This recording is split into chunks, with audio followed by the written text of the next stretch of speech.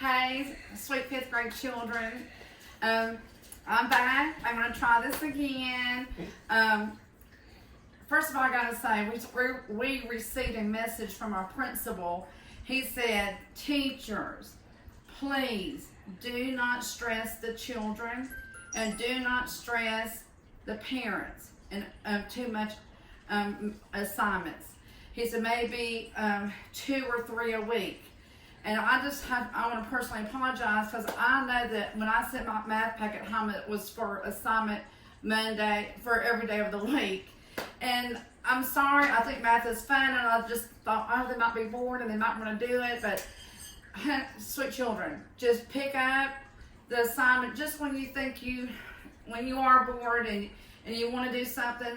Please think about the math assignment and just do a little bit at a time. You don't have to do every assignment, just at your pace, okay?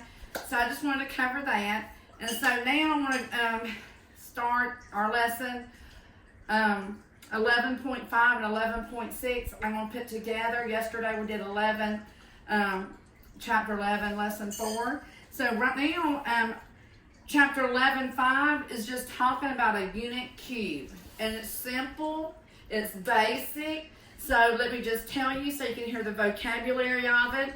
A unit cube is a cube. I'm going to say the vocabulary words too so you can get them really quick. Each side of a unit cube is congruent. They're called squares. And this side here is called a face. Is the face of the unit's cube. Here are the edges. So the vocabulary for unit's cube is face and edges. Now you need, on your lesson it just says, how many faces does a unit's cube have? Well, remember, if you see one on this side, it mirrors each other. There'll be one on the back, so it'll be 1, 2. Then you go to the top, 3, 4, go to the side, 5, 6. So there are 6 faces. Also, how many edges? Well, if you count them, there will be 12.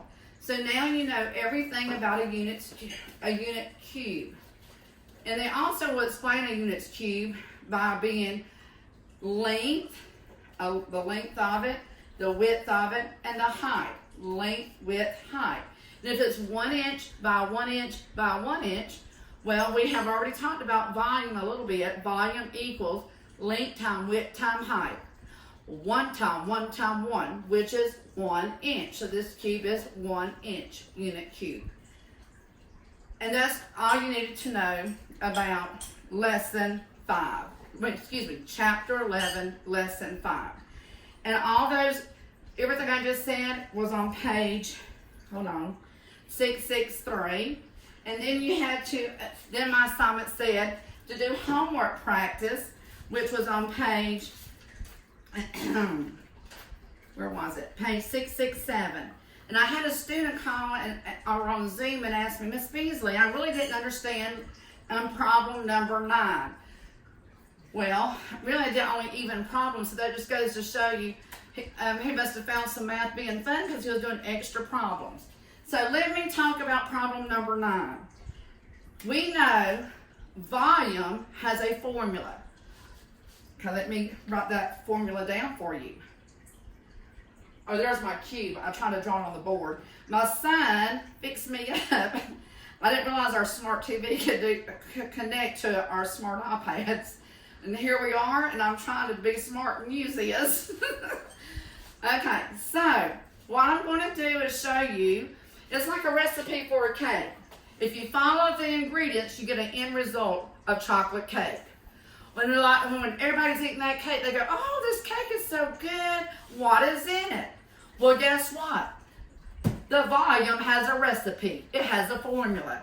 Okay, let me tell you about it. Volume equals. Now, this is part of 11.6 too, chapter 11, lesson 6. So I'm covering 2 lessons in one video. Volume equals length, that's called a variable. That symbol is called a times. Length times width times height. Okay, They said on number 9, a carton can hold 1,000 units cubes. So we have this big carton with 1,000 unit cubes in it. Well, they want you to describe it. Okay, they said that volume. Remember, volume is capacity. How much can it hold? How much space does it occupy?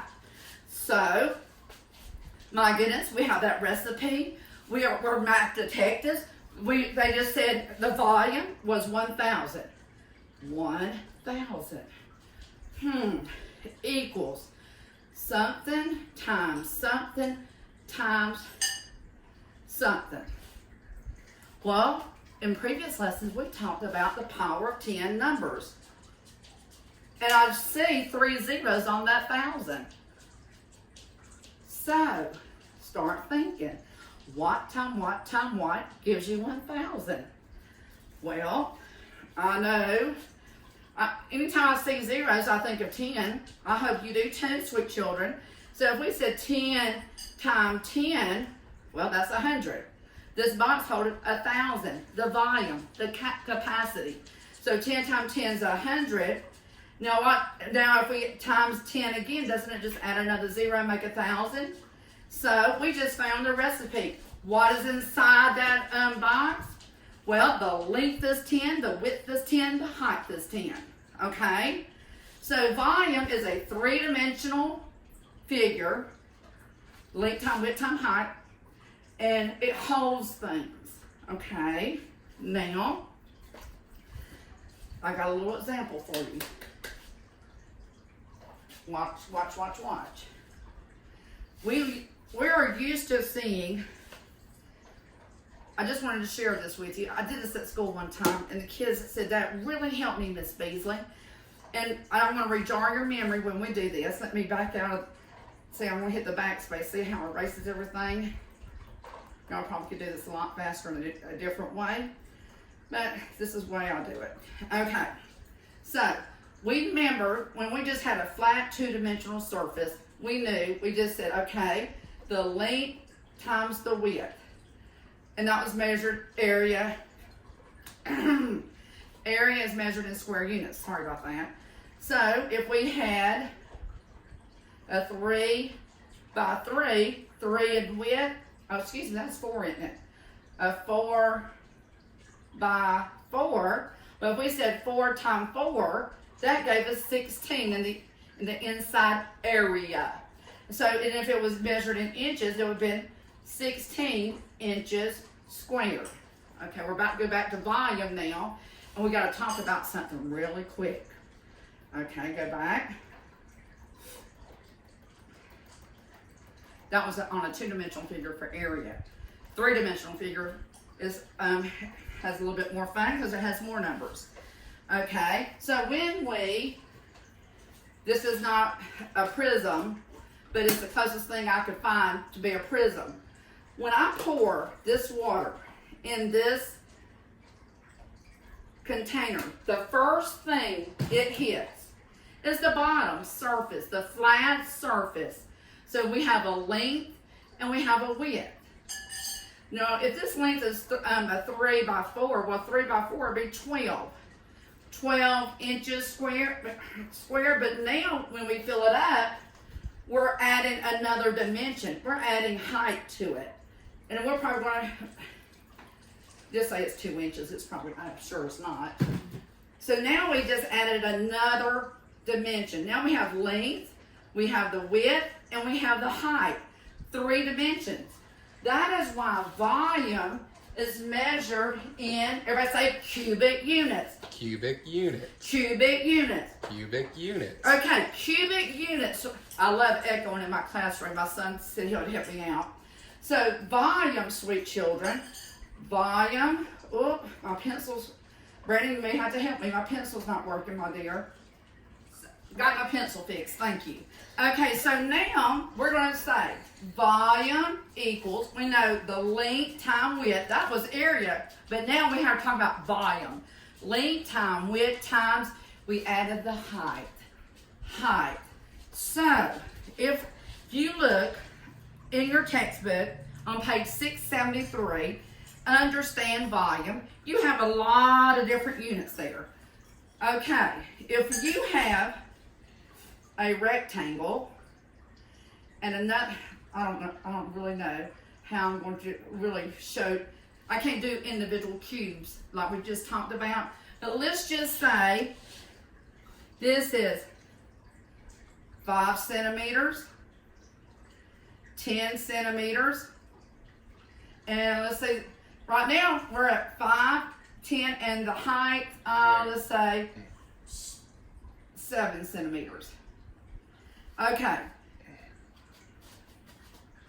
So now we have the width, the length, the height. A lot of my sisters, Miss Beasley, I get confused about the length and the width. Well, you remember, multiplications is a commutative property. You can flip-flop it, switch it around. 5 times 10 is 50, and 10 times 5 is 50.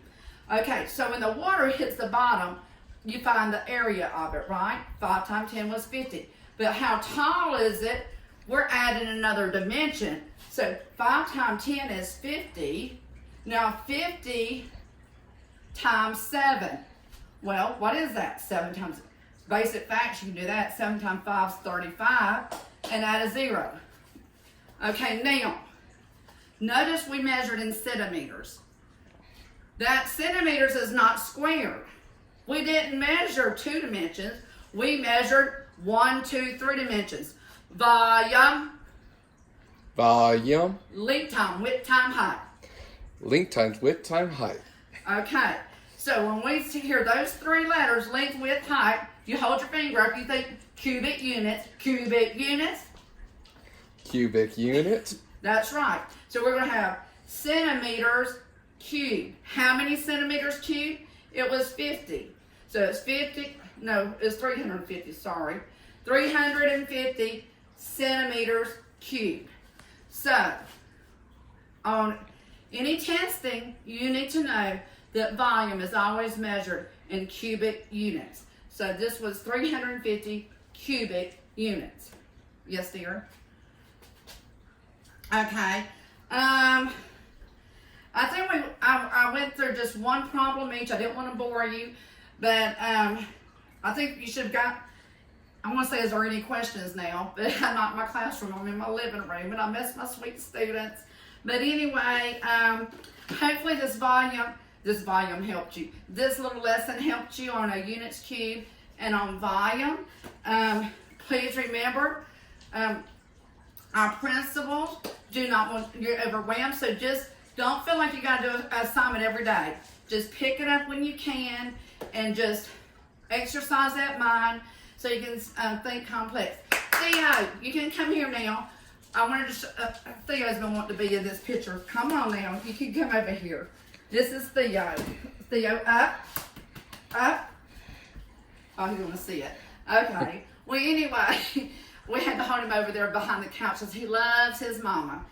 But anyway, y'all have a great day, and we'll pick up on our next lesson on probably Monday because I don't want to overwhelm you.